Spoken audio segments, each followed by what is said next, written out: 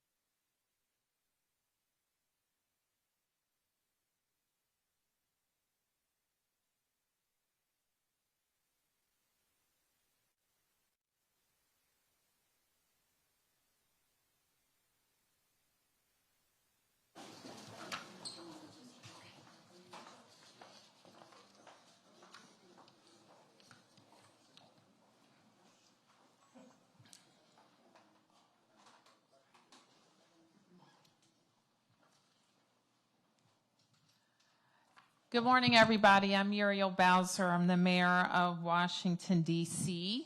I'm joined by members of my team, including the director of the Department of Human Services, Rachel Pierre, as well as the director of the Department of General Services, which is the real estate arm of D.C. government, along with the city administrator for the District of Columbia, Kevin Donahue, and one of our new partners, the owner of this building, which we're going to talk a little bit more about today.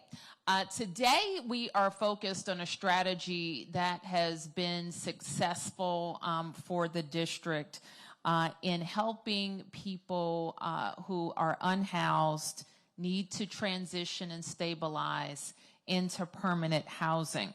So over the last decade, it should be very clear that the district has invested millions of dollars in our family homelessness system, and we have invested in strategies we know have been effective in ending family homelessness, particularly short-term family housing.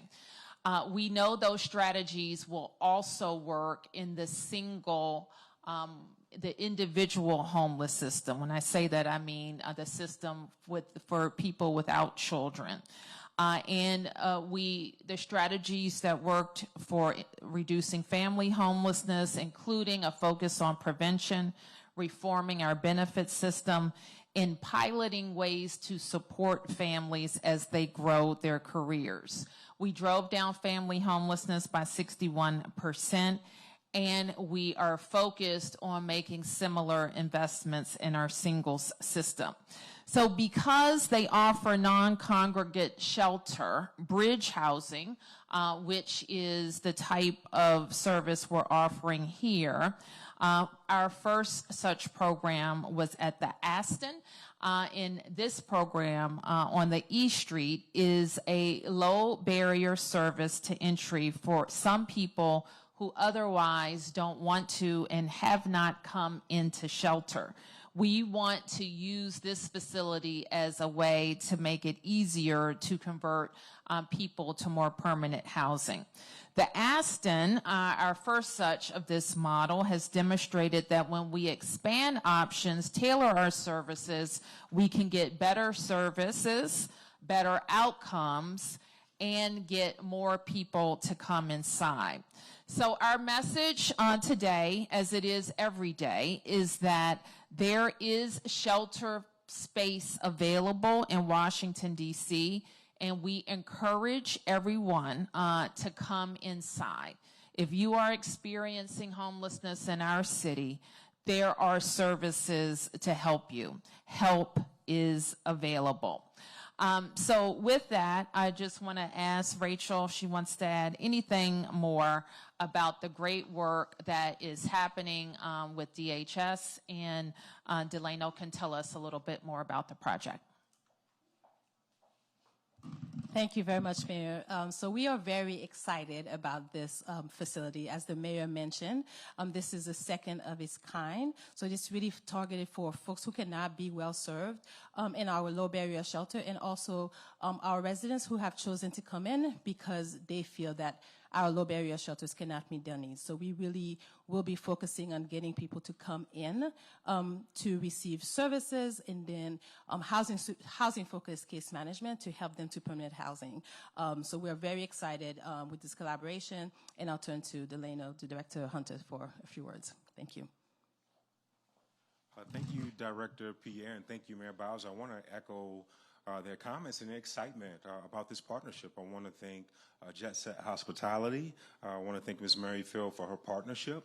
We'll close on this building in a few weeks and begin services. I think you all have had an opportunity to see the facilities, and it's all about providing dignified housing, dignified opportunities. This is the model. I think DC is a leader, and we're excited to be a part of this. Many of the upgrades that you see in the basement, on the first floor, those are the specs built to DHS's standard.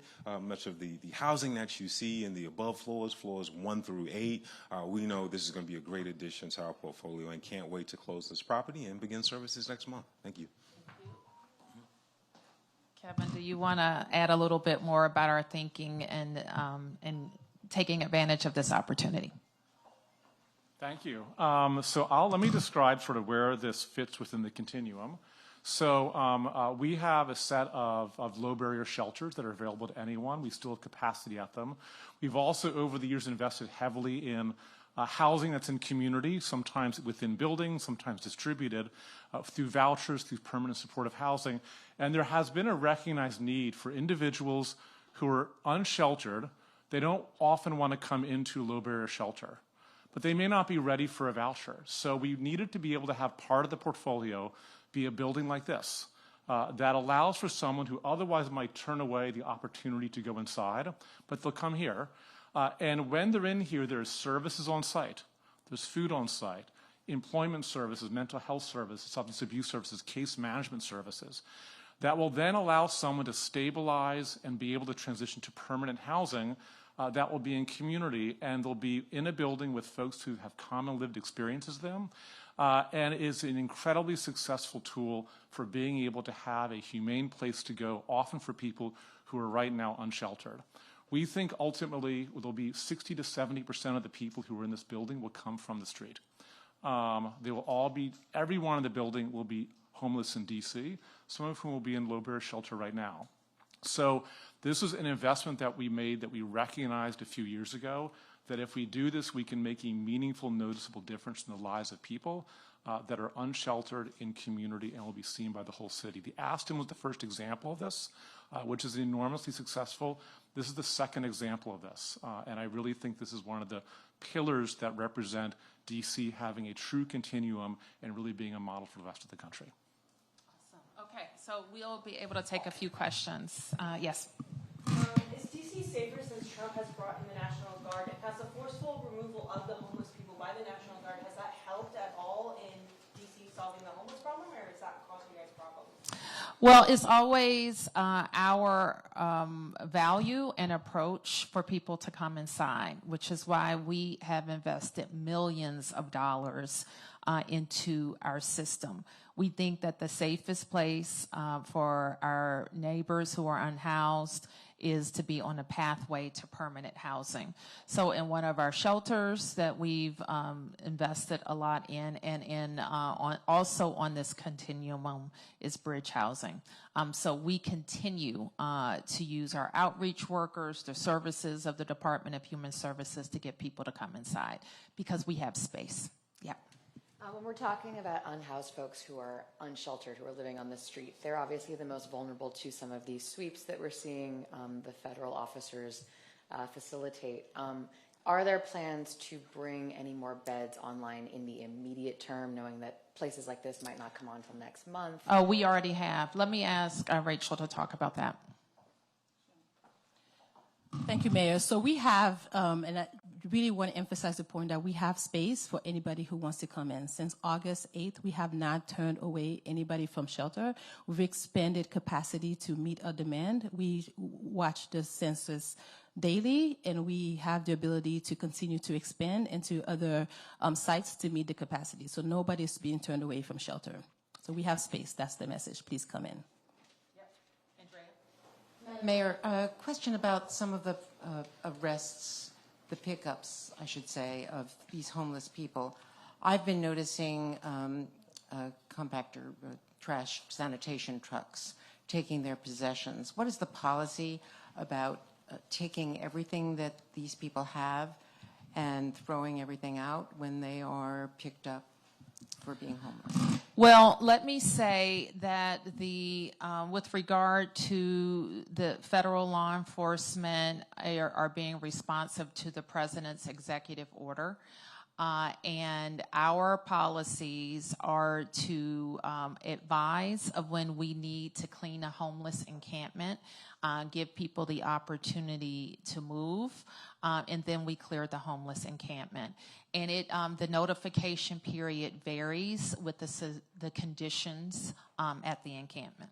Do you have the option of notifying them before the federal enforcement takes place? That is has been our approach, and will continue to be our approach, no matter where anyone is in the district, whether it's on a local road or park or on a federal park. We we have worked cooperatively with the National Park Service in the past to give people that notice. The last thing we want to see is just people moving around. So our teams now continue to try to identify where people have gone, and so that we can get them into shelter. Yes. Rafael with Channel 9. Mayor, follow up on that response, actually. We are seeing, since the encampments have been cleared, people moving around. Can you talk about the outreach? And then can you also tell me strategically why this area was chosen in the city? We were talking about downtown being, some of the areas that you want to get people in housing. Well, it was chosen because it was available. And during, I don't know what period of time now, probably 2021, 22, we were looking around for opportunities to get property, and we thought this one was a good fit because of the size of the rooms. And if you've toured the Aston with us, it's similarly situated, where we have access to bathrooms, we have access to common space, and we have a good number of rooms that are the right size. And just the outreach that's being done, people obviously are not in these encampments, but obviously might be moving around the city. Just talk to us about what the team does to kind of get them into housing. Sure. And so what the teams, and let me just say this for anybody who's not familiar with this, is about the hardest work you can do. People don't live on the street because everything is okay. All right? It's about the hardest thing you can do. And it is still not illegal to be homeless. You cannot have camps, you cannot have tents, but it's not illegal to be homeless. And people who are on the street are generally having some tough circumstances. And to compel them to come inside is a legal matter. It's a legal process. Some people need to be compelled because they can't make that decision for themselves. And so our outreach is about making sure we know who people are. We know, oftentimes we know exactly who they are because they've been touched many times. And getting them to come inside remains our top priority. So right now, what's different is we're trying to, and I think we can, find out if people have moved, if they've moved out of the city, if they've moved around the city, to make sure we can connect them to service. But the message is, come inside, there's space. Yeah.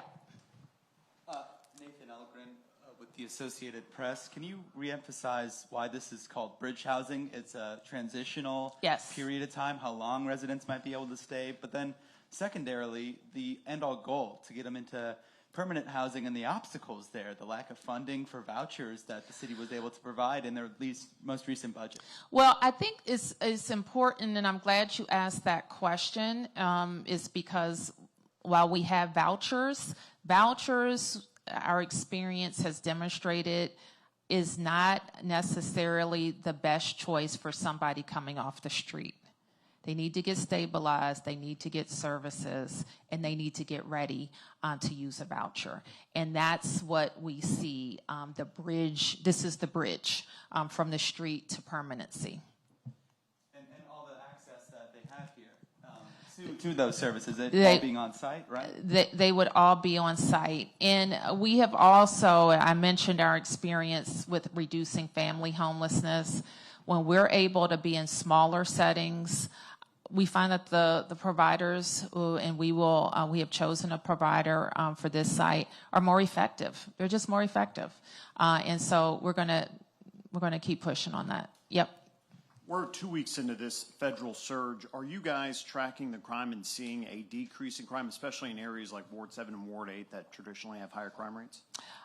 We've been experiencing a decrease in crime for the last 2 years. We expect that having 500 additional officers will yield more arrests, and we we want guns off the street. Our police officers continue to do the work, and we expect some incremental difference with more officers. Yep. Mayor, a question about the homeless and then follow.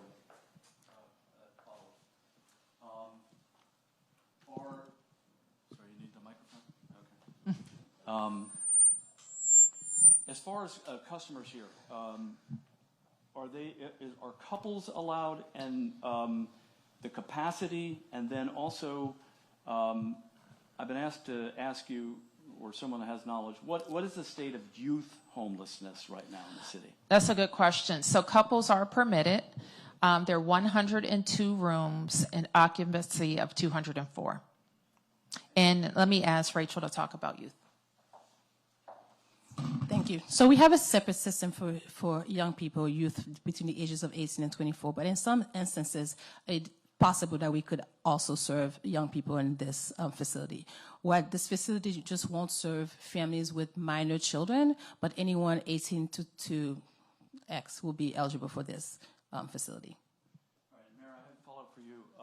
Tuesday night, you went over to 7D, and you were there with some federal officials.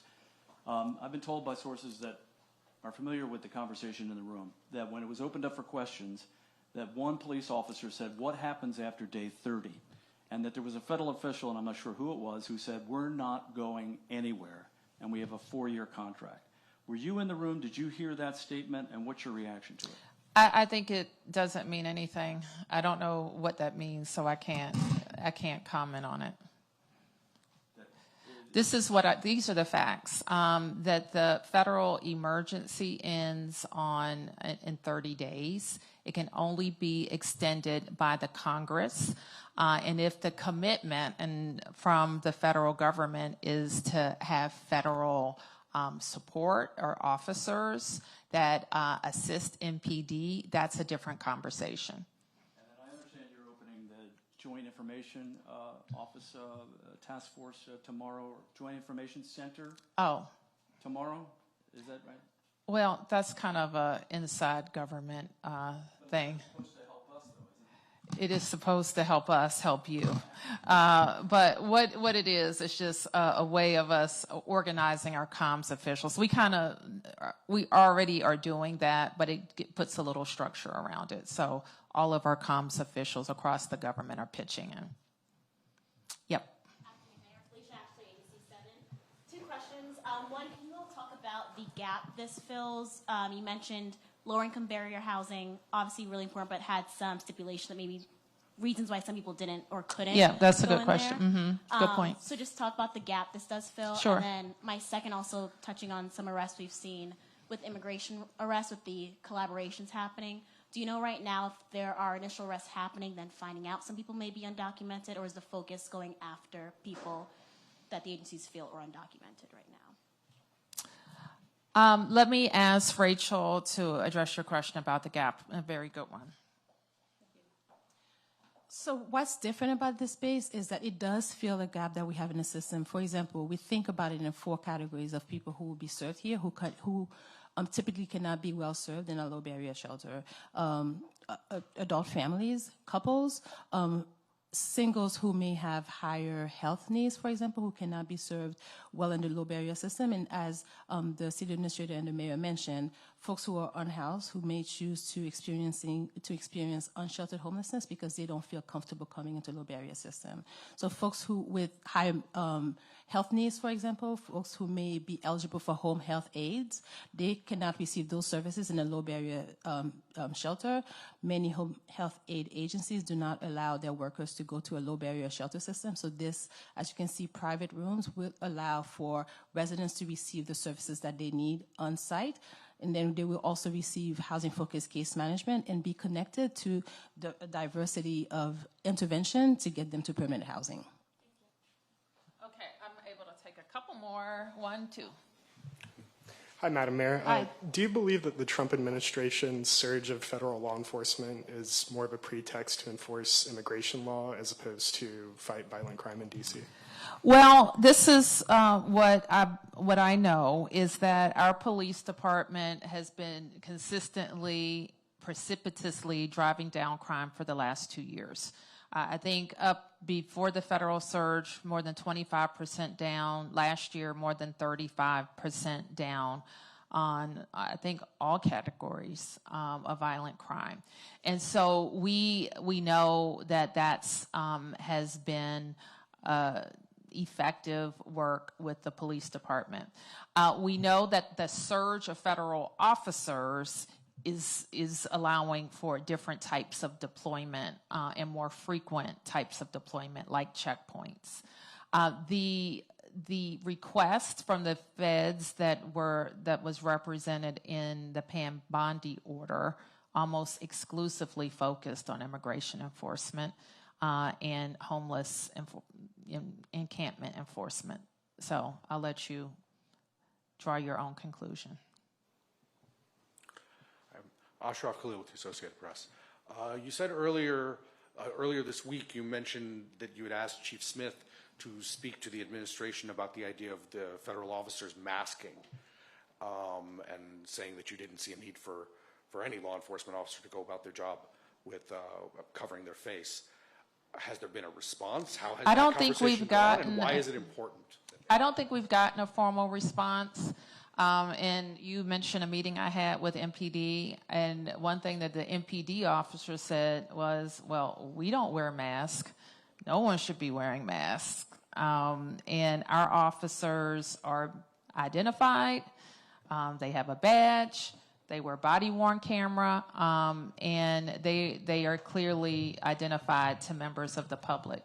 Now, I've noticed all the federal officials are wearing their appropriate uniform or vest that identify them and their agency. It appears to be the DHS agencies, not the DOJ agencies, that are wearing masks. Why is it important that that law enforcement not be going around masked? Well, I think I would answer it this way. Why do they need masks? They're federal officials. They're paid by taxpayers. They should be doing their jobs in a way that's lawful and constitutional, and that's part of the job. And so I don't know why anybody needs to wear a mask. I mean, I think some people identified in some of these drug type situations that masks could be part of a PPE, if you will. That's not the case in the work that they're doing here. Okay, thank you, everybody.